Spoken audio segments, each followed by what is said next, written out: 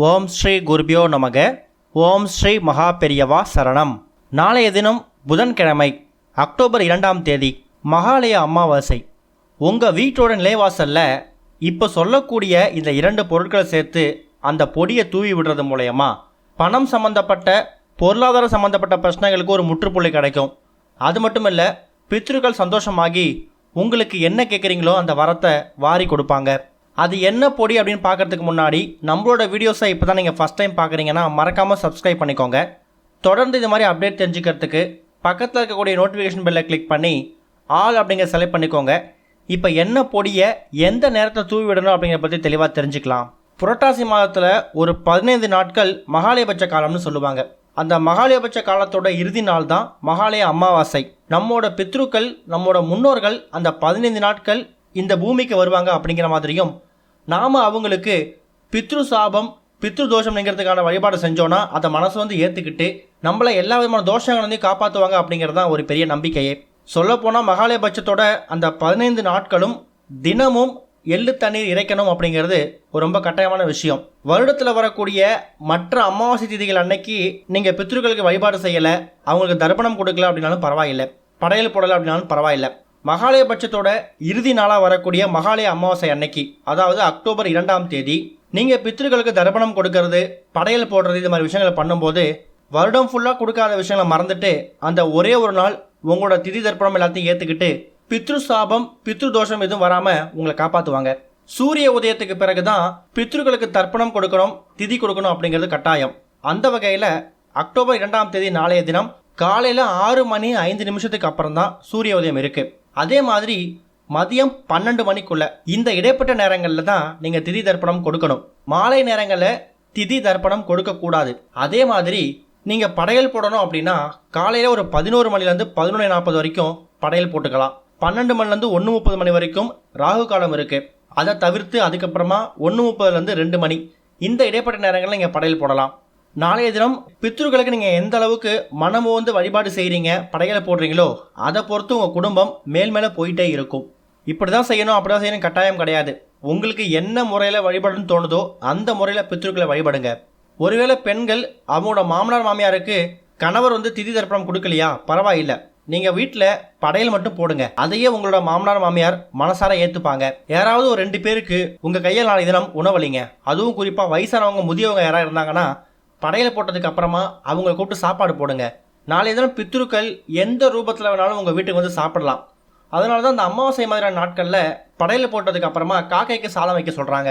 நாளைய தினம் நீங்கள் காக்கைக்கு சாப்பாடு வச்சாலும் கட்டாயம் யாராவது முதியவர்கள், ஆண்கள் பெண்கள் யாராக இருந்தாலும் சரி, அவங்களை கூப்பிட்டு ஒரு வாய் சோறு போடுங்க. அதை விட முக்கியமானது வஸ்திர தானம். ஆம்பளைங்களாக இருந்தாங்கன்னா வேஷ்டி துண்டு, பெண்களாக இருக்க பட்சத்தில் புடவை துணி, ரவிக்கை துணி வாங்கி கொடுக்கறது ரொம்ப ரொம்ப விசேஷம். அவங்க வாழ்த்திட்டு போனாங்கன்னா உங்களோட பித்ருக்களே வந்து உங்களை வாழ்த்திட்டு போனதுக்கு சமம். அந்த அளவுக்கு உங்கள் குடும்பம் மேல் மேலே போயிட்டே இருக்கும். இது போக இப்போ சொல்லக்கூடிய இந்த பொடியை தயார் செஞ்சு நீங்கள் உங்கள் வீட்டோட நிலைவாசலை தூவி விடுறது மூலயமா உங்கள் பித்ருக்களோட ஆசீர்வாதம் பரிபூர்ணமாக இருக்கும். நம்ம முடிய சொல்லியிருக்கோம், பித்ருக்கள் அப்படிங்கிறவங்க எந்த ரூபத்தில் வேணாலும் நாளைய தினம் உங்கள் வீட்டுக்குள்ளே வரலாம். எறும்புல ஆரம்பித்து காக்கை, பசுமாடு, மனிதர்கள் மூலயமா கூட நாளைய தினம் அவங்க உங்கள் வீட்டுக்குள்ளே வரலாம். அப்படி எறும்புன்னு சொன்னோம்ல, அந்த எறும்புகள், அந்த சின்ன ஜீவராசிகள் சாப்பிட்றதுக்கான ஒரு அற்புதமான ஒரு பரிகாரத்தை நீங்கள் செய்ய போகிறீங்க. அது மூலயமா உங்கள் பித்ருக்கள் நிலைவாசல்லேருந்து உங்கள் வீட்டுக்கு வந்து சாப்பிடும்போது கண்டிப்பாக உங்கள் குடும்பம் சந்தோஷம் அடையும். இப்போ சொல்லக்கூடிய இந்த 2 பொருட்களை நீங்கள் ஒன்றா சேர்த்து ஒரு பொடி மாதிரி தயார் பண்ணுறீங்க. இந்த 2 பொருட்களும் உங்கள் வீட்டில் நீங்கள் ஏற்கனவே பயன்படுத்தக்கூடிய பொருட்கள் தான், எல்லா வீடுகளிலும் இருக்கக்கூடிய பொருட்கள் தான். அதில் முதல் பொருள் டைமண்ட் கல்கண்டு. டைமண்ட் கல்கண்டை நல்லா தூள் பண்ணி வச்சுக்கோங்க. அதே மாதிரி அடுத்த ஒரு முக்கியமான பொருள், இந்த இடத்துல நம்ம வீடியோவில் நாட்டு சர்க்கரை பயன்படுத்தியிருக்கோம். சில பேர் நாட்டு சர்க்கரையும் பயன்படுத்தலாம், இல்லாதவங்க வெல்லம் பயன்படுத்திக்கலாம். டைமண்ட் கல்கண்டை தூள் பண்ணிக்கோங்க. அதே மாதிரி நாட்டு சர்க்கரை அப்படிலாம் வெல்லம், இது 2த்தையும் ஒன்றா சேர்த்து வீட்டோட பூஜை அறையில் வச்சு கொஞ்ச நேரம் பூஜை பண்ணுங்க. இப்போ நான் உணவளிக்க போகிற இந்த ஜீவராசிகள் இந்த உணவை மனசு வந்து ஏற்றுக்கணும். இது மூலயமாவது எங்களோட பித்ருக்கள் வந்து சாப்பிட்டுட்டு எங்களை மனசார வாழ்த்திட்டு போகணும்னு சொல்லிட்டு அந்த தூள் பண்ணி வச்சிருக்கக்கூடிய டைமண்ட் கல்கண்டையும் நாட்டு சர்க்கரை அப்படிலாம் வெல்லம் 2த்தையும் ஒன்றா சேர்த்து அந்த பொடியை பூஜை அறையில் ஒரு 10 நிமிஷம் வச்சதுக்கப்புறமா உங்கள் வீட்டோட நிலைவாசலில் இதை எப்போ செய்யலாம் அப்படின்னா மாலை ஒரு 6 மணி 7 மணிக்கு வீட்டில் விளக்கேற்றி பூஜை பண்ணிவிட்டு பூஜை அறையில் இந்த பொடியை வச்சுடுங்க. இரவு தூங்க போகிறதுக்கு முன்னாடி, அதாவது இரவு ஒரு 8 மணி 9 மணிக்கு மேலே வீட்டோட நிலைவாசலில் நீங்கள் தயார் பண்ணி வச்சுருக்கக்கூடிய அந்த பொடி இருக்கு இல்லையா, அதை வீட்டோட நிலைவாசலில் வெளிப்பக்கம் தூவி விட்டுருங்க. தூவி விட்டுட்டு அதுக்கப்புறம் நீங்கள் போய் தூங்க போயிடலாம். மறுநாள் காலையில் தூங்கி எழுந்து பார்த்தீங்கன்னா, அதாவது அமாவாசை முடிஞ்சு மறுநாள் வியாழக்கிழமை அக்டோபர் 3ஆம் தேதி எழுந்து பார்த்தீங்கன்னா, நீங்கள் தூவி இருக்கக்கூடிய அந்த டைமண்ட் கல்கண்டு அப்புறம் நாட்டு சர்க்கரை அப்படிலாம் வெல்லம் கலந்த அந்த பொடியை எறும்புகள் மாதிரி நிறைய ஜீவராசிகள் சாப்பிட்ருக்கும். கிட்டத்தட்ட ஒரு 500லேருந்து 1000 எறும்புகள் அதை சாப்பிட்ருக்கும். அது மூலயமா ஒரு 500-1000 ஜீவன்களுக்கு அன்னதானம் அளித்த பலனை நீங்கள் அந்த ஒரு இரவில் பெற்றிருக்க முடியும். அது மட்டும் இல்லை, அந்த ஜீவராசிகளில் எறும்புகள் மூலயமா உங்கள் பித்ருக்கள் கூட வந்து சாப்பிட்ருக்கலாம், உங்கள் முன்னோர்கள் கூட வந்திருக்கலாம். அவங்க மனசார வாழ்த்திட்டு போவாங்க. அவ்வளவு ஜீவராசிகளுக்கு உங்கள் கையால் உணவளித்த ஒரு பலனை ஏற்படுத்திக்க முடியும். மறுநாள் காலையில் அந்த எறும்புகள்லாம் போனதுக்கப்புறம் நிலவாசல் வச்சு கோலம் போடும்போது மீதி இருக்கக்கூடிய டைமண்ட் கல்கண்டு அப்புறம் வெல்லம் கலந்த அந்த பொடியை நீங்கள் க்ளீன் பண்ணிடலாம். பகல் நேரங்களில் தூவி விட்டுறதை விட மாலை ஒரு 7-8 மணிக்கு மேலே பண்ணுறது சிறப்பு. ஏன்னா பகல் நேரத்தில் நீங்கள் தூவி விட்டாலும் நீங்கள் அங்கங்கே நடக்கும்போது உங்கள் காலில் தெரியாமல் படலாம். அது மூலயமா எறும்புகள் சாப்பிட்றதுக்கு, ஜீவராசிகள் சாப்பிட்றதுக்கு அது தொந்தரவாக கூட இருக்கலாம். காலை நேரத்தில் நீங்கள் திதி தர்ப்பணம் கொடுத்துட்டு படையல் போட்டுட்டு காக்கைக்கு பசுமாட்டுக்கு உணவளிக்கலாம் ஒரு பக்கம் இருந்தாலும், மாலை ஒரு 7-8 மணிக்கு மேலே இந்த பொடியை தயார் செஞ்சு இந்த பொடியை நிலைவாசல் தூவி விடுங்க. கட்டாயம் நீங்கள் நினைக்கிற மாதிரியே நிறைய ஜீவராசிகள் அந்த பொடியை சாப்பிட்டுட்டு உங்களை மனசார வாழ்த்திட்டு போகும். அதில் ஏதாவது ஒரு ஜீவன் உங்களை பித்ருக்களாக கூட இருக்கலாம். பார்க்கறதுக்கு ரொம்ப எளிமையான பரிகாரம் மாதிரி தெரியும். ஆனால் இந்த பரிகாரத்து மூலயமா நம்ம முன்னாடியே சொல்லியிருக்கோம், ஒரு 500-1000 ஜீவன்கள் சாப்பிட்ருக்கு, பசியாறி இருக்காங்க. அமாவாசை தினத்தில் ஒரு ஜீவனை கூப்பிட்டு சாப்பாடு போகிறதே புண்ணியம் தான். அவ்வளோ பேருக்கு நீங்கள் வந்து சாப்பாடு போடுறீங்க அப்படிங்கும்போது நீங்கள் எவ்வளோ பெரிய புண்ணியத்தை நீங்கள் சேர்க்குறீங்க அப்படிங்கிறத நீங்கள் எண்ணி கூட பார்க்க முடியாது. இதுக்கு நீங்கள் அதிகமாக செலவு பண்ணுறது என்னமோ ஒரு 5 ரூபாய் 10 ரூபாய் தான் இருக்கும்.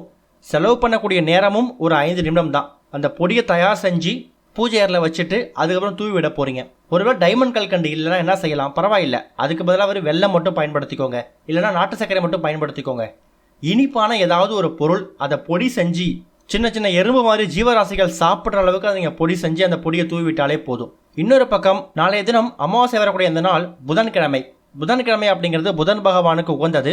புதன் பகவானுக்கு உரிய தானியம் பச்சை பயிறு. அந்த பச்சை பயிரை நல்லா ஊற வச்சு கொஞ்சமாக நாட்டு சர்க்கரை அப்படின்னா வெல்லம் கலந்து கொஞ்சமாக வாழைப்பழமும் சேர்த்து இந்த ஒட்டுமொத்த கலவையை பசுமாட்டுக்கு உங்கள் கையால் கொடுங்க. நிறைய பேர் அமாவாசை தினத்தன்னைக்கு, அதுவும் குறிப்பாக மகாலய அமாவாசை மாதிரி ஒரு பெரிய அமாவாசை திதிகளில் பசுமாட்டுக்கு அகத்திக்கரை கொடுப்பாங்க. அது ஒரு பக்கம் இருந்தாலும் புதன் பகவானுக்குரிய பச்சை பயிறு, கொஞ்சமாக நாட்டு சர்க்கரை, கொஞ்சமாக வாழைப்பழம் எல்லாம் சேர்த்து கலந்து பச்சை பயிரை ஊற வைக்கிறது சிறப்பு. இதை நீங்கள் மாட்டுக்கு கொடுக்கும்போது அந்த பசுமாடும் உங்களை வாயார வாழ்த்திட்டு போகும். அதுவும் புண்ணியம்தான். இந்த ஒரு மகாலய அமாவாசை அன்னைக்கு நம்ம சொல்லிக்கக்கூடிய இந்த முயற்சிகளை ஃபாலோ பண்ணுங்கள். கண்டிப்பாக பித்ருவோட ஆசீர்வாதம் உங்களுக்கு பரிபூர்ணமாக கிடைக்கும். ஓம் ஸ்ரீ குருபியோ நமக. ஓம் ஸ்ரீ மகா பெரியவா சரணம்.